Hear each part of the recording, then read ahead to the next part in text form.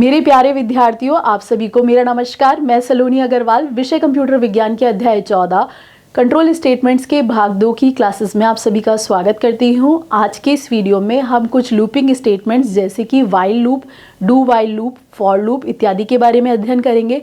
इसी के साथ कुछ और स्टेटमेंट्स जैसे कि जंप, ब्रेक, कंटिन्यू स्टेटमेंट्स के बारे में भी हम कुछ जानकारी लेंगे। तो चलिए बिना किसी देरी के स्टार्ट करते हैं कि लूपिंग स्टेटमेंट क्या होता है। देखिए, जब भी हम लूपिंग स्टेटमेंट की बात करते हैं यानी कि हम कोई ऐसे प्रोग्रामिंग स्ट्रक्चर की बात कर रहे हैं जो किसी विशेष स्थिति तक दोहराया जाता है, यानी कि उसमें जो दिए गए निर्देश होते हैं उसे किसी पर्टिकुलर कंडीशन तक दोहराया जाता है। तो यह एक ऐसा प्रोग्रामिंग संरचना है जो कि किसी विशेष स्थिति के पूरे होने तक निर्देशों के अनुक्रम को दोहराता है। ये क्रम निश्चित स्थिति तक पहुंचने पर दोहराया जाता है, यानी कि उसके बाद वह दोहराना बंद हो जाता है। तो देखिए, जो स्टेटमेंट हैं ये लूपिंग स्टेटमेंट्स ये 3 भागों में बांटे गए हैं। पहला है व्हाइल लूप, दूसरा है डू व्हाइल लूप और तीसरा है फॉर लूप। तो वन बाय वन हम इन सब के बारे में पढ़ते हैं। तो सबसे पहले बात कर लेते हैं व्हाइल लूप की। तो जब भी हम व्हाइल लूप की बात करते हैं ये एंट्री कंट्रोल्ड स्टेटमेंट होता है, यानी कि यहाँ पे जब भी हम कोई कंडीशन चेक करेंगे वह कोई भी प्रोग्राम एग्जीक्यूट होने से पहले ही वह कंडीशन यहाँ पे चेक हो जाएगी। तो जिसका इस्तेमाल किसी कोड को बार बार सम या एग्जीक्यूट करने के लिए किया जाता है। और यहाँ पे जब कंडीशन की जांच होती है और कंडीशन ट्रू आ जाती है यानी कि सत्य आ जाती है, तो इसमें जितने भी दिए हुए स्टेटमेंट्स होते हैं उन सबको यह एग्जीक्यूट करने लग जाता है। अगर कंडीशन फॉल्स हो जाती है तो यह डायरेक्टली लूप से बाहर आ जाएगा। तो इस तरीके से आपका व्हाइल का जो लूप है वह कार्य करता है। इसे हम सिंटेक्स और एक डायग्राम के स्ट्रक्चर से समझेंगे। तो सबसे पहले इसका सिंटेक्स देख लेते हैं। यहाँ पे व्हाइल और कंडीशन लिख रखा है। तो जब भी हम व्हाइल लूप का उपयोग करेंगे यहाँ पे हम व्हाइल करके कीवर्ड लिखेंगे। इसके बाद हम यहाँ पे कोई कंडीशन लिखेंगे। तो जैसे कि अगर हम चेक कर रहे हैं कि कोई नंबर 10 से कम है तो हमारा पर्टिकुलर स्टेटमेंट प्रिंट होता जाए। तो यहाँ पे हमने वह कंडीशन डाली और यहाँ पे हम वो प्रिंट का स्टेटमेंट डाल देंगे। तो देखिए, जैसे जैसे ये कंडीशन ट्रू होती जाएगी यहाँ पे वो प्रिंट होता जाएगा। लेकिन जब ये कंडीशन फॉल्स आ जाएगी यानी कि वह 10 से छोटा नहीं रहा तो वह कंडीशन फॉल्स होते ही ये इस स्टेटमेंट में नहीं आएगा और डायरेक्टली इस लूप के बाहर आ जाएगा। देखिए, इसे हम एक डायग्राम से भी समझेंगे। तो यहाँ पे ये कंडीशन दे रखी है। सबसे पहले यहाँ पे जब प्रोग्राम चालू हो रहा है तो ये कंडीशन चेक करेगा। जैसे ये कंडीशन चेक करेगा, अगर ये कंडीशन सत्य हो जाती है, ट्रू हो जाती है, तो इस लूप बॉडी में चला जाएगा, यानी कि इसमें जो भी स्टेटमेंट्स लिखे गए थे इस लूप बॉडी में ये स्टेटमेंट्स को रन करने लग जाएगा। ये सारे एग्जीक्यूट करने के बाद ये वापस से क्या करेगा, इस कंडीशन को चेक करने ऊपर की तरफ चला जाएगा। और जैसे यहाँ पे जाके वापस से ये कंडीशन चेक करता है और कंडीशन अगेन ट्रू हो जाती है, सत्य हो जाती है, तो फिर से इस लूप बॉडी में जाएगा और इससे क्या करेगा, सारे स्टेटमेंट्स को एग्जीक्यूट करेगा। स्टेटमेंट्स एग्जीक्यूट करने के बाद फिर से क्या करेगा, ये इस कंडीशन पे चला जाएगा। तो इस तरीके से जब तक ये है ट्रू होती जाएगी कंडीशन, इसको चेक करता जाएगा। लेकिन किसी टाइम पे ये कंडीशन फॉल्स हो जाती है, एफ हो जाती है, तो इसके बाद ये क्या करेगा, ये स्ट्रक्चर से बाहर आ जाएगा।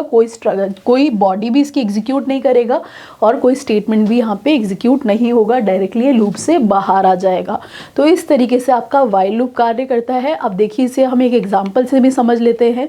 तो यहाँ पे एक प्रोग्राम दिया हुआ है, जिस प्रोग्राम में यहाँ पे एक फाइल दे रखी है और मेन से आपका कंट्रोल स्टार्ट होता है। तो यहाँ से आपका कंट्रोल स्टार्ट हुआ है। तो सबसे पहले इसने मेन का फंक्शन में गया, उसके बाद यहाँ पे n और टोटल करके 2 वेरिएबल्स डिक्लेयर हो रहे हैं जो कि इंट टाइप के हैं। और टोटल की वैल्यू यहाँ पे क्या दे रखी है, 0 दे रखी है। तो हमने यहाँ पे टोटल की वैल्यू 0 डाल दी है। अब देखिए n की वैल्यू क्या है, n की वैल्यू यहाँ पे 1 दे रखी है, तो हमने n की वैल्यू भी डाल दी। अब देखिए, n को चेक कर रहा है लेस देन इक्वल्स टू 10 से। क्या n की value less than equals to 10 है? यस, सत्य है, क्योंकि यहाँ पे n की वैल्यू क्या है, अभी 1 है। तो जैसे ये सत्य होएगा यहाँ पे टोटल में क्या चला जाएगा, टोटल में total equals to total plus n चला जाएगा। तो अभी टोटल प्लस n कितना है, टोटल प्लस n है आपका 1। क्यों? क्योंकि यहाँ पे टोटल की वैल्यू अभी 0 थी और n की वैल्यू 1 थी। तो यहाँ पे टोटल की वैल्यू अब कितनी हो गई, यहाँ पे 1 हो गई है। इसी तरीके से यहाँ पे n प्लस प्लस हो जाएगा, यानी कि ये यहाँ से कट हो जाएगा और ये 2 हो जाएगा।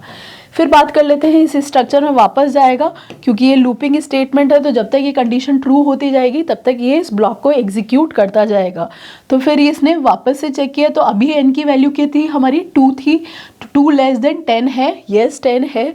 तो इसके बाद इसने चेक किया कि यहाँ पे टोटल प्लस n कर दिया, तो यहाँ पे इसकी वैल्यू कितनी हो गई, टोटल में ऑलरेडी वैल्यू 1 थी और 1 + 2 कितना हो गया, 3 हो गया। तो अब यहाँ पे 3 वैल्यू आ गई है और यहाँ पे n++ हो गया है, तो यहाँ पे इसमें भी आपके 3 आ गया है। तो इस तरीके से यहाँ पे बार बार इसे एग्जीक्यूट करता जाएगा, जैसे इसको एग्जीक्यूट करता जाएगा। पर जब ये कंडीशन फॉल्स हो जाती है, यानी कि यहाँ पे जब n की वैल्यू 11 आ जाती है, तो उस केस में ये वैल्यू फॉल्स हो जाएगी और ये इस पर्टिकुलर लूप से बाहर आ जाएगा। इससे बाहर आने के बाद ये स्टेटमेंट प्रिंट कर देगा, जिसमें ये sum of first 10 natural numbers print करेगा और उसमें यहाँ पे जो टोटल में वैल्यू आएगी उसको यहाँ पे प्रिंट करेगा। तो इस तरीके से आपका ये प्रोग्राम एग्जीक्यूट होता है, यानी कि जब भी आपका वाइल लूप ट्रू आता है तब तक ये एग्जीक्यूट होता जाता है। जैसे आपका वाइल लूप फॉल्स हो जाता है, उसके ब्लॉक से बाहर निकल के जो भी गिवन स्टेटमेंट होता है उसे एग्जीक्यूट करता है और उसके बाद उससे प्रिंट कर देता है। तो इस तरीके से आपका वाइल लूप कार्य करता है। चलिए बात कर लेते हैं हमारे नेक्स्ट लूपिंग की, जो कि है हमारा डू वाइल लूप। तो जब भी हम डू वाइल लूप की बात करते हैं, ये हमारा एग्जिट कंट्रोल स्टेटमेंट होता है, एग्जिट कंट्रोल लूप होता है, क्योंकि इसमें एग्जिट के टाइम पे किसी लूप को चेक किया जाता है कि यानी कि वह कंडीशन ट्रू है या नहीं है। यानी कि एक बार तो वह स्टेटमेंट सारे एग्जीक्यूट होंगे ही सही, अगर वह कंडीशन फॉल्स भी होती है तब भी सारे स्टेटमेंट्स एक बार आपके एग्जीक्यूट होंगे। तो देखिए यानी कि यहाँ पे पहले स्टेटमेंट रन या एग्जीक्यूट होते हैं, उसके बाद यहाँ पे कंडीशन की जांच होती है। अगर कंडीशन असत्य भी स्टेटमेंट होती है तब भी एक बार एग्जीक्यूट होते ही हैं। यानी कि अगर आपकी कंडीशन बाय चांस पहली बार में ही फॉल्स आ जाती है, उसके बावजूद भी सारे स्टेटमेंट्स एक बार तो एग्जीक्यूट होते ही हैं, क्योंकि एग्जीक्यूशन के बाद ही उस कंडीशन को चेक किया जा रहा है। तो एक बार तो सारे स्टेटमेंट्स आपके एग्जीक्यूट होंगे ही सही। चलिए बात कर लेते हैं इसकी सिंटैक्स और इसके डायग्राम की। तो देखिए इसका सिंटैक्स देखेंगे, यहाँ पे डू और वाइल करके, यहाँ पे सबसे पहले हमने डू वाइल लूप लिख रहे हैं तो हमने डू लिखा, उसके बाद हमने जो भी स्टेटमेंट्स यहाँ पे एग्जीक्यूट करने थे वह लिखे, उसके बाद हम यहाँ पे वाइल की वह कंडीशन लिख रहे हैं जो कि हमें चेक करनी है। तो देखिए सबसे पहले वे स्टेटमेंट्स रन हो जाएंगे, उसके बाद ये कंडीशन आपकी चेक हो रही है। इसको एक डायग्राम से भी समझेंगे। तो यहाँ पे सबसे पहले जैसे ही आपके इस प्रोग्राम में आता है तो यहाँ पे लूप की बॉडी यानी कि जो भी स्टेटमेंट्स लिखे हैं वे सभी एग्जीक्यूट हो रहे हैं। इसके बाद यहाँ पे ये कंडीशन चेक कर रहा है। अगर कंडीशन ट्रू होती है तो ये फिर से आपके लूप की जो बॉडी है इसको वापस से एग्जीक्यूट कर जाएगा और वापस से ये कंडीशन को चेक करेगा। फिर से अगर ट्रू होती है तो ये वापस से आपकी लूप की बॉडी को एग्जीक्यूट करेगा और कंडीशन को चेक करेगा।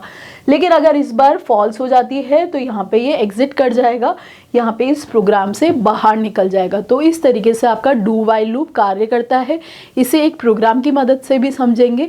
तो देखिए मेरे पीछे आपको ये प्रोग्राम दिखाई दे रहा होगा, जहाँ पे ये मेन फंक्शन लिखा हुआ है जिससे कि आपका कंट्रोल स्टार्ट होता है। अब इसके बाद यहाँ पे हमने कुछ वेरिएबल्स डिक्लेयर किए हैं, n करके, नंबर करके और सम करके। तो यहाँ पे n हम यूज़र से ले रहे हैं, यानी कि जितने भी नंबर्स हम यहाँ पे लेना चाहते हैं तो वो हम यूज़र से ले रहे हैं। सम को 0 और नंबर को 1 डिक्लेयर कर रहे हैं। तो इस तरीके से हमने ये तीनों वेरिएबल इनिशियलाइज कर लिए हैं। अब इसके बाद हम इसमें देखते हैं कि जो डू वाइल लूप है वह कैसे कार्य कर रहा होता है। तो सम हमारा 0 था और n हमारा 1 था और इसी तरीके से n हमने यूज़र से लिया था। तो ये नंबर आपका 1 था, सॉरी। तो इस तरीके से आपका कार्य हो रहा था। अब देखिए यहाँ पे हम इसके स्टेटमेंट्स देखेंगे। सम प्लस इक्वल्स टू नंबर, यानी कि नंबर में कितना था हमारे पास, नंबर में 1 था, तो सम प्लस 1 कितना हो गया आपका, सम प्लस 1 आपका जस्ट 1 हो गया है। तो अभी सम में कितना आ गया, 1 आ गया है और नंबर प्लस प्लस हो गया है, ये भी 2 हो गया है। While number less than equals to n। अब देखिए ये जो यूज़र से लिया था, ये सपोज करिए यूज़र ने 5 डाला था, तो अब यहाँ पे 5 तक एग्जीक्यूट होगा। अभी आपका नंबर कितना है, 2 है। अब देखिए ये फिर से ये कंडीशन चेक हो रही है, क्योंकि यहाँ पे नंबर जो है वह लेस देन है 5 से, तो ये यहाँ पे फिर से एग्जीक्यूट हो जाएगी कंडीशन। तो सम में सम प्लस नंबर चला जाएगा, यानी कि 1 + 2 कितना हो गया, 3 हो गया है, और नंबर प्लस प्लस हो जाएगा तो ये भी आपका 3 हो जाएगा। इसी तरीके से फिर से कंडीशन चेक हुई, तो अब ये 3 less than equals to n है, क्योंकि यहाँ पे नंबर कितना था, 3 था और n कितना था, 5 था। तो ये फिर से चेक होएगा और यहाँ पे क्या हो जाएगा, यहाँ पे फिर से इसमें सम प्लस नंबर आ जाएगा। तो सम प्लस नंबर आपकी बार कितना हो रहा है, ये आपका 6 हो रहा है, क्योंकि इसमें भी 3 और इसमें भी 3, तो ये कितना हो गया आपका 6 हो गया। और नंबर कितना हो गया आपका 4 हो गया, क्योंकि 1 एक बार प्लस होता है तो 1 बाय 1 एक बढ़ रहा है इसमें। फिर से इसको चेक करेंगे तो ये कितना हो गया, यहाँ पे 4 हो गया है। इसी तरीके से ये बार बार आपका चेक होता जाएगा जब तक कि ये 5 लेस देन 5 इक्वल्स टू 5 नहीं आ जाए। तो जब यहाँ पे 6 आ जाएगी इसकी वैल्यू, तब ये इस स्टेटमेंट से बाहर आ जाएगा और जो भी सम में वैल्यू आ रही होगी उसको यहाँ पे प्रिंट कर देगा। तो इस तरीके से ये 2-3 बार और एग्जीक्यूट होएगा और जो भी सम में वैल्यू आ रही होगी उसको यहाँ पे प्रिंट कर देगा। तो इस तरीके से आपका डू वाइल लूप एग्जीक्यूट होता है, जहाँ पे पहले सारे स्टेटमेंट्स एग्जीक्यूट होते हैं, उसके बाद यहाँ पे कंडीशन चेक होती है। तो इस तरीके से आपका डू वाइल लूप कार्य करता है, इसलिए इसे हम एग्जिट कंट्रोल लूप कहते हैं, यानी कि जब बाहर निकलता है तभी ये इसकी कंडीशन चेक होती है। चलिए बात कर लेते हैं हमारे तीसरे लूप की, जो कि है फॉर लूप। तो जब भी हम फॉर लूप की बात करते हैं, यह भी एक एंट्री कंट्रोल स्टेटमेंट लूप होता है, यह स्टेटमेंट होता है जिसमें कि फॉर लूप के अंदर के स्टेटमेंट्स एग्जीक्यूट होने से पहले ही कंडीशन का चेक होता है। यानी कि जब भी हम कंडीशन यहाँ पे चेक करते हैं उसके बाद ही यहाँ पे नंबर ऑफ स्टेटमेंट्स एग्जीक्यूट होते हैं। अब देखिए कंडीशन अगर ट्रू होती है तो फॉर लूप में लिखे गए सारे स्टेटमेंट्स एग्जीक्यूट होने लग जाते हैं, लेकिन अगर कंडीशन फॉल्स हो जाती है तो जितने भी स्टेटमेंट्स हैं उन ब्लॉक से बाहर निकल जाता है और जो भी अगर कमांड दे रखी है तो उसे प्रिंट करेगा, नहीं तो उस स्ट्रक्चर से, उस प्रोग्राम से बाहर आ जाएगा। चलिए इसे एक सिंटेक्स और इसे एक डायग्राम के थ्रू देखते हैं। तो यहाँ पे सबसे पहले हम सिंटेक्स की बात कर रहे हैं, तो यहाँ पे देखिए फॉर लूप का जब हम लूप बनाएंगे तो इस तरीके से कीवर्ड लिखेंगे। यहाँ पे हम इनिशियलाइजेशन करेंगे कि वह कहाँ से स्टार्ट होना है। इसके बाद यहाँ पे डिसीजन लेंगे कि यहाँ पे कोई कंडीशन लगाएंगे कि वह लेस देन इक्वल्स टू कितना है या ग्रेटर देन इक्वल्स टू कितना है। इस तरीके से यहाँ पे एक कंडीशन लगाएंगे और यहाँ पे इंक्रीमेंट या डिक्रीमेंट ऑपरेटर्स लगाते हैं, जो कि हम प्लस प्लस या माइनस माइनस ऑपरेटर के थ्रू लगाते हैं। इसके बाद जितने भी स्टेटमेंट्स हमें एग्जीक्यूट करने हैं वे सारे स्टेटमेंट्स हम यहाँ पे लिखेंगे इस ब्लॉक में। जैसे ये ब्लॉक बंद कर देते हैं, यहाँ पे स्टेटमेंट्स के बंद हो जाते हैं, यहाँ पे स्टेटमेंट्स के ख़त्म हो जाते हैं। तो अगर यहाँ पे वह कंडीशन ट्रू हो जाती है इस डिसीजन पे, तो ये तो सारे स्टेटमेंट्स एग्जीक्यूट होंगे। लेकिन अगर ये डिसीजन पे वैल्यू फॉल्स आ जाती है तो ये सारे जो ब्लॉक्स हैं, ये जो इसमें स्टेटमेंट्स हैं, वे एग्जीक्यूट नहीं होंगे और इस फॉर लूप से डायरेक्ट ये बाहर आ जाएगा। तो इस तरीके से आपका फॉर का लूप कार्य करता है। इसे हम एक डायग्राम से भी समझ लेते हैं। तो देखिए यहाँ पे जब भी हम इसको इनिशलाइज कर रहे हैं तो इनिशलाइज करने के बाद इसे कंट्रोल वेरिएबल कर रहे हैं और इनिशियल वैल्यूज़ की दे रहे हैं। तो इस तरीके से यहाँ पे हमने इनिशलाइज किया, इसके बाद हमने यहाँ पे इसको चेक किया कि ये कंडीशन ट्रू है या फॉल्स है। अगर ये ट्रू आती है तो ये क्या होएगा, यहाँ पे इंक्रीमेंट डिक्रीमेंट होता रहेगा।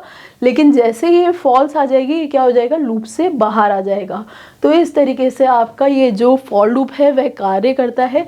जब तक वैल्यू ट्रू आती रहती है तब तक यह इसको लूप में एग्जीक्यूट करता जाता है। जैसे ही वैल्यू फॉल्स होती है वह इसे लूप से बाहर निकाल देता है। चलिए अब बात कर लेते हैं इसके प्रोग्राम की। तो जब भी हम इसका प्रोग्राम बनाते हैं तो कुछ इस तरीके से बनाएंगे। यहाँ पे देखिए हमने फिर से एक IOStream करके फाइल ली है सी इन और सी आउट फंक्शन के लिए। उसके बाद हमने ये मेन फंक्शन डिक्लेयर किया है जो कि आपके प्रोग्राम के कंट्रोल का एग्जीक्यूशन देखता है। इसके बाद इस मेन फंक्शन में हमने सबसे पहले फॉर लूप दिखाया है। इस फॉर लूप में देखिए ये हमारा इनिशियलाइजेशन हो रहा है जिसमें हम i की वैल्यू 0 दे रहे हैं और इसके बाद जो है वह हम डिसीजन ले रहे हैं, यानी कि कोई कंडीशन चेक करा रहे हैं। तो i जो है वह लेस देन 5 है क्या, तो यहाँ पे अभी i की वैल्यू कितनी देखी थी हमने, इनिशियलाइज कितने से की थी, 0 से की थी। अब ये 0 लेस देन 5 है क्या, हाँ ये सही है। उसके बाद ये क्या करेगा, i प्लस प्लस कर देगा, तो अभी इसमें 0 हट के 1 आ जाएगा। और देखिए सी आउट में कितना है, सी आउट में i प्रिंट कर देगा। तो ये इस तरीके से इसको बार बार बढ़ाता जाएगा, लेकिन सारी वैल्यूज़ को भी यहाँ पे क्या कर रहा है, प्रिंट करवाता जा रहा है। तो इस तरीके से 0 से लेकर 4 तक वैल्यूज़ आपकी प्रिंट कर देगा। पर जैसे इसको 5 मिलेगा तो 5 तो इक्वल्स टू 5 है, ये कंडीशन फॉल्स हो जाएगी और डायरेक्टली क्या हो जाएगा, इसे रिटर्न 0 कर देगा। यानी कि ये 0 1 2 3 4 प्रिंट करने के बाद रिटर्न 0 कर देगा, यानी कि इस लूप से बाहर बाहर आ जाएगा। तो इस तरीके से ये आपका फॉर लूप कार्य करता है। जब तक ये कंडीशन इसमें ट्रू आती है तब तक ये कार्य करता जाएगा और यहाँ से इसका ऑपरेटर प्लस या माइनस होता जाएगा, यानी कि वह एक कंडीशन आगे या एक कंडीशन पीछे जाता जाएगा। तो इस तरीके से आपका फॉर लूप कार्य करता है। चलिए अब बात कर लेते हैं हमारे नेक्स्ट स्टेटमेंट की, जो कि है जंप स्टेटमेंट। तो जब भी हम जंप स्टेटमेंट की बात करते हैं, ये एक ऐसे स्टेटमेंट्स होते हैं जो एग्जीक्यूशन कंट्रोल को एक स्टेटमेंट से दूसरे स्टेटमेंट को पास कर देते हैं। यानी कि जब भी हम एक स्टेटमेंट से दूसरे स्टेटमेंट पे जंप करना चाहेंगे तो हम इस तरीके से जंप स्टेटमेंट्स का उपयोग करेंगे। तो देखिए ये भी 3 प्रकार के होते हैं, go to statement, break statement और कंटिन्यू स्टेटमेंट। तो हम इसके बारे में सबसे पहले बात कर लेते हैं कि गो टू स्टेटमेंट क्या होता है। तो जब भी हम गो टू स्टेटमेंट की बात कर रहे होते हैं, यह प्रोग्राम में एक पॉइंट से दूसरे पॉइंट पर जंप करने के लिए उपयोग में लिया जाता है और जंप किसी लेबल पर किया जाता है। इसलिए जब भी प्रोग्राम में कहीं जंप करना हो तो सबसे पहले हमें लेबल का डिफाइन करना होगा, यानी कि लेबल की एक डेफिनेशन देनी होगी। तो देखिए अब बात कर लेते हैं कि लेबल कैसे डिक्लेयर करेंगे, कैसे इस पे कार्य करेंगे। तो इसके पहले हम सिंटैक्स और डायग्राम से देखेंगे, फिर से हम एक प्रोग्राम से भी समझेंगे। तो देखिए इसमें जब भी हमें कोई लेबल डिक्लेयर करना हो तो सबसे पहले हमें ये गो टू स्टेटमेंट का उपयोग करना है और इसके बाद हमने वह लेबल का नेम लिख दिया जो भी हम यहाँ पे डिक्लेयर करना चाह रहे हैं। और इसको जब भी हम डिक्लेयर कर रहे होते हैं, जहाँ पे भी हम इसको यूज़ कर रहे होते हैं, तो इस तरीके से उस लेबल को लिख के वहाँ पे डबल कॉलन लगा देते हैं। इस तरीके से हम ये यहाँ पे डिफाइन कर रहे हैं और यहाँ से आपके पर्टिकुलर लेबल पे जा रहे होते हैं। अब देखिए इसे इस डायग्राम से भी समझेंगे। तो यहाँ पे देखिए जो लेबल 1, लेबल 2, लेबल 3 करके 3 लेबल्स बना रखे हैं और देखिए आपका जो प्रोग्राम स्टार्ट हो रहा है वह स्टेटमेंट 1 से स्टार्ट हो रहा है। अब देखिए स्टेटमेंट 1 पे कोई पर्टिकुलर कंडीशन चेक की तो वह क्या कर रहा है, करते करते ही आपके या तो स्टेटमेंट 2 में पास हो जाएगा या स्टेटमेंट 3 में पास हो जाएगा। लेकिन अगर यहाँ पे आपने गो टू लगा रखा है इस तरीके से, तो इस गो टू क्या कर रहा है, डायरेक्टली लेबल 3 पे जा रहा है, यानी कि जो लेबल 2 है वह स्किप हो रहा है और डायरेक्टली ये लेबल 3 पे जा रहा है। तो इसमें जो भी स्टेटमेंट है इसको ये एग्जीक्यूट कर देगा। तो इस तरीके से आपके लेबल 1 और फिर डायरेक्टली लेबल 3 आपका एग्जीक्यूट हो रहा है, यानी कि जो स्टेटमेंट 2 है वह क्या हो रहा है, स्किप हो रहा है।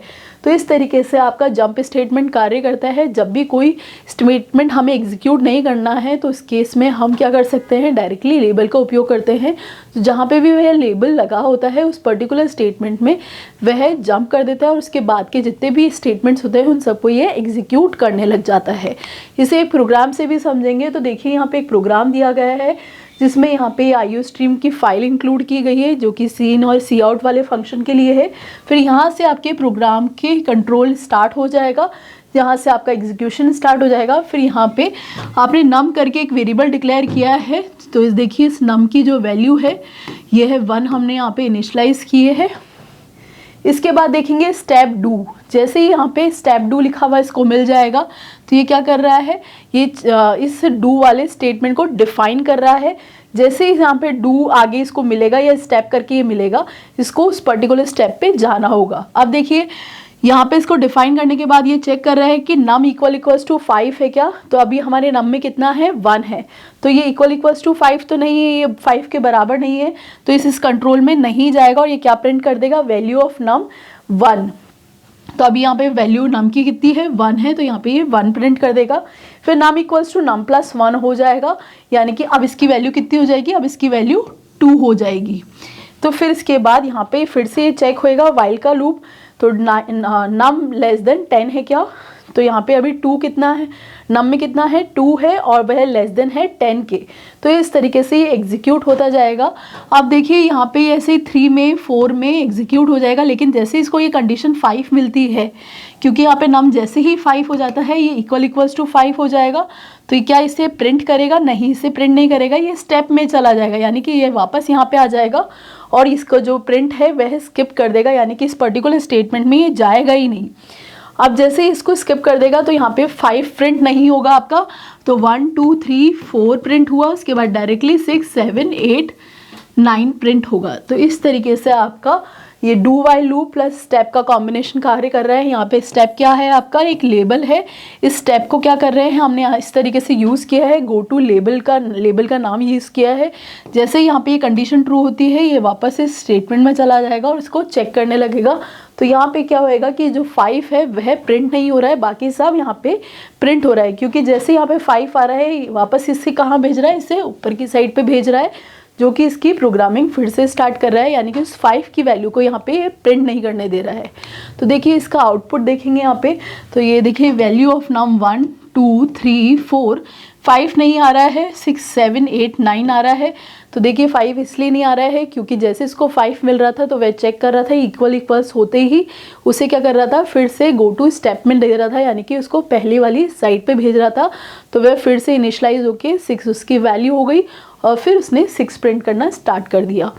तो इस तरीके से आपका डू वाइल प्लस जंप का यहाँ पे कॉम्बिनेशन कार्य कर रहा था, जिसमें हम कंडीशन भी चेक कर रहे थे और उसे जंप भी करवा रहे थे, यानी कि किसी पर्टिकुलर स्टेटमेंट को अगर हमें स्किप करना हो तो हम यहाँ पे गो टू स्टेटमेंट का उपयोग कर रहे थे। चलिए अब बात कर लेते हैं हमारे नेक्स्ट स्टेटमेंट की, जो कि है ब्रेक स्टेटमेंट।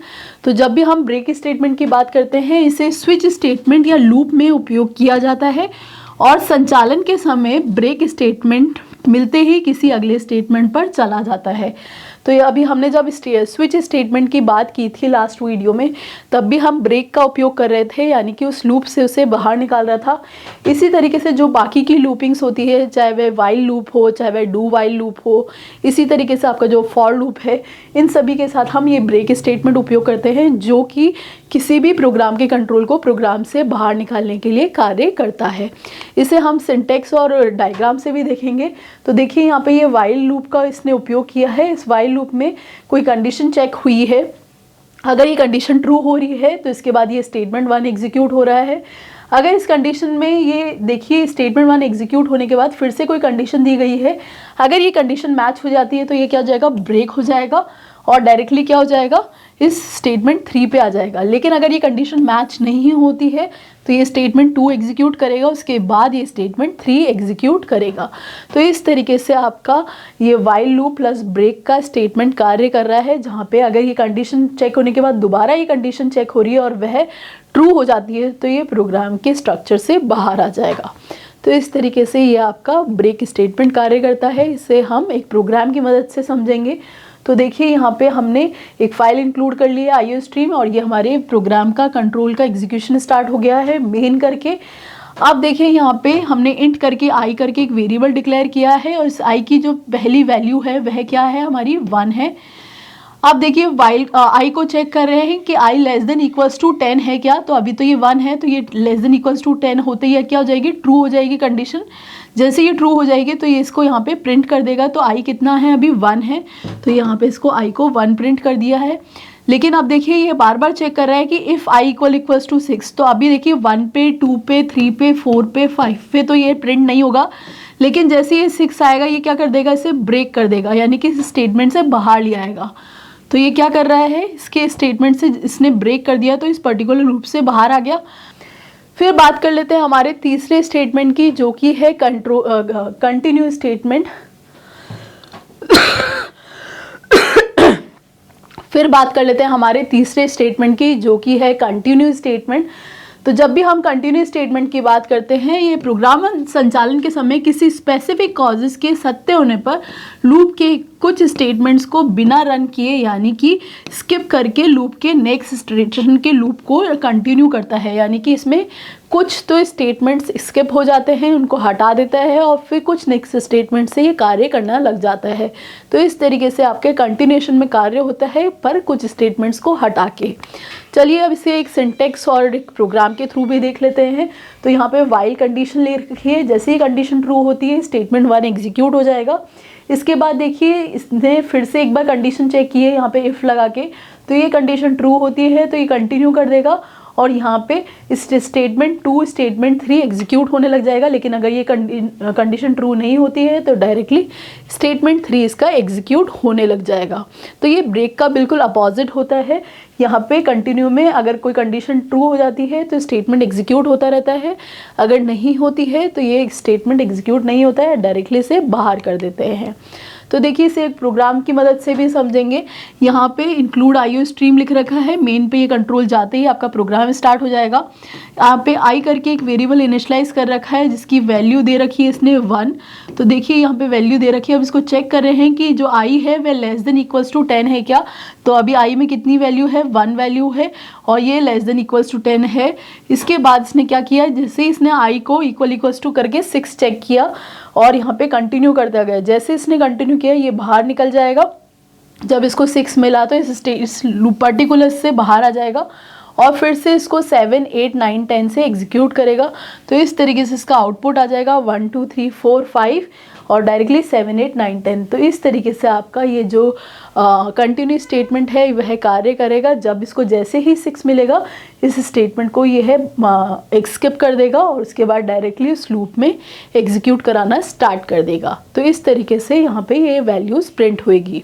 चलिए बात कर लेते हैं अब हमारे एग्जिट फंक्शन की। तो जब भी हम एग्जिट फंक्शन की बात कर रहे होते हैं, इसमें प्रोग्राम का जो संचालन होता है वह किसी भी समय एग्जिट फंक्शन के द्वारा रोका जा सकता है और कॉलिंग प्रोग्राम का जो स्टेटस होता है वह भी बता दिया जाता है। यानी कि कभी कोई एक फंक्शन दूसरे फंक्शन को कॉल कर रहा होता है इस प्रोग्राम में, तो उस तरीके से भी हम यहाँ पे प्रोग्राम का एग्जीक्यूशन करते हैं। लेकिन अगर इसके बावजूद भी हमें किसी फंक्शन के थ्रू उस प्रोग्राम को रोकना है तो उसमें हम ये एग्जिट फंक्शन का उपयोग कर लेंगे और एग्जिट फंक्शन का उपयोग करते ही वह प्रोग्राम का कंट्रोल प्रोग्राम से बाहर आ जाएगा।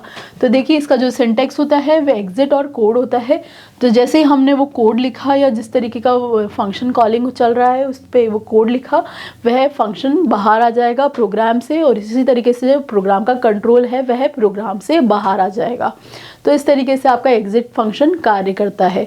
तो आज के इस वीडियो में हमने कुछ लूपिंग स्टेटमेंट्स जैसे कि वाइल लूप, डू लूप और फॉर लूप के बारे में बात की। इसी के साथ कुछ स्टेटमेंट्स जैसे कि jump, break, go to, continue statements के बारे में हमने बातचीत की। मिलते हैं अगली वीडियो में। Till then take care, good bye.